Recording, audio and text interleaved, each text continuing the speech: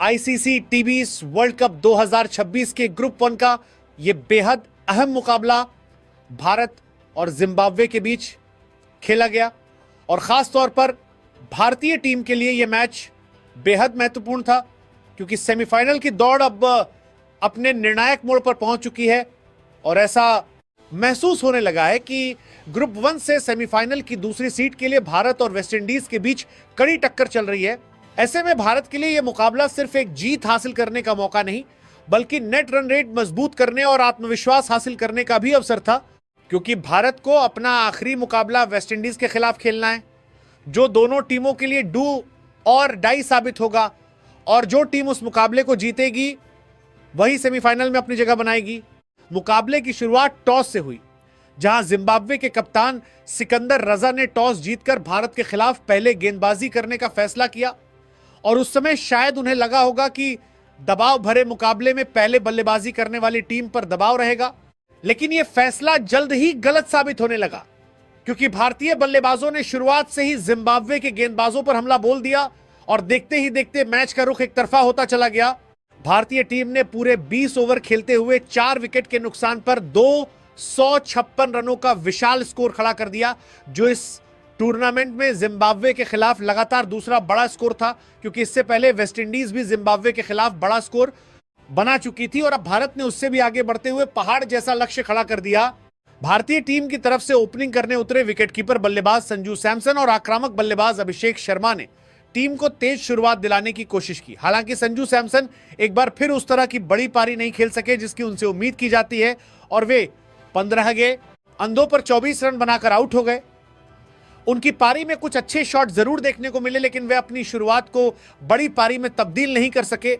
दूसरी तरफ अभिषेक शर्मा आज अलग ही अंदाज में नजर आए और लंबे समय से चली आ रही खराब फॉर्म से बाहर आते हुए उन्होंने शानदार बल्लेबाजी की।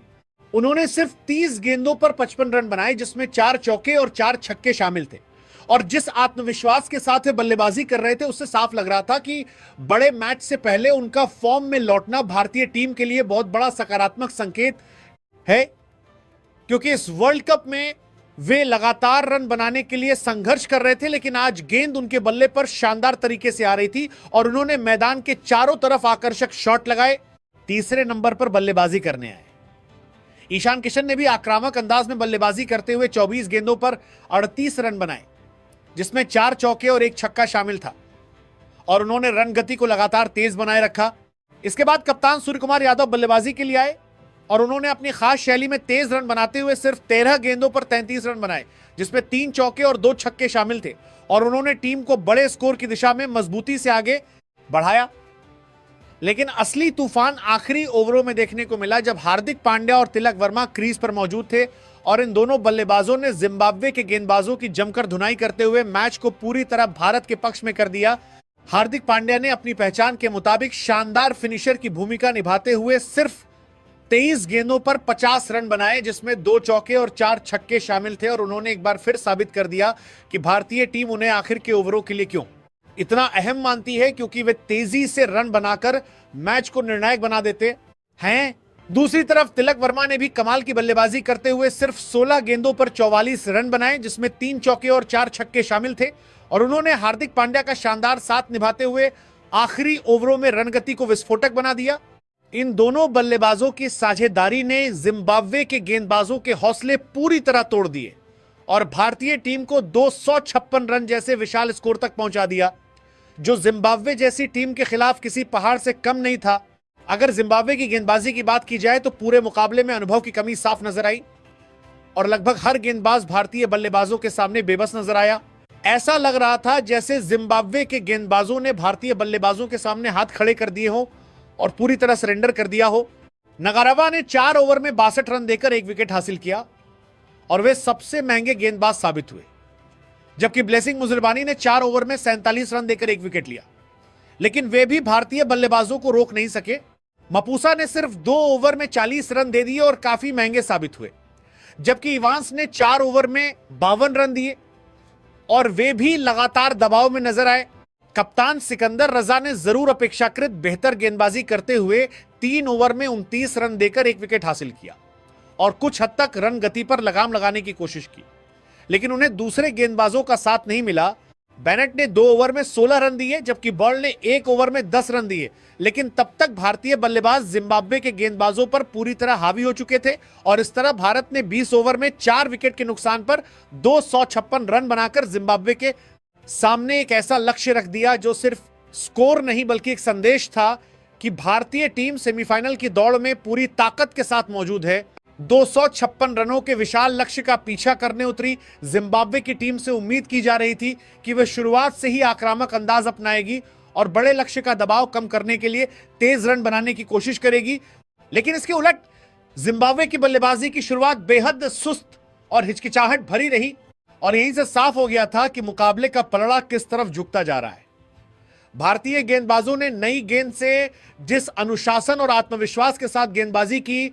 उसने जिम्बाब्वे के बल्लेबाजों को खुलकर खेलने का कोई मौका ही नहीं दिया।